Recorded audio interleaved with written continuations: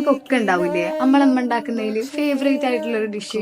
നമ്മളോട് അതെല്ലാവർക്കും ബിരിയാണിയാണ്. അതുകൊണ്ട് ഞാൻ അധികം ബിരിയാണി ഉണ്ടാക്കാത്ത ആളാണെങ്കിലും ഇന്നിപ്പോ മില്ലറ്റ്സ് വെച്ച് എന്തുണ്ടാക്കും എന്ന് ആലോചിച്ചപ്പോ എന്നാ പിന്നെ സിമ്പിൾ ആയിട്ട് ഒരു ബിരിയാണി തന്നെ ഉണ്ടാക്കാന്ന് വിചാരിച്ച്.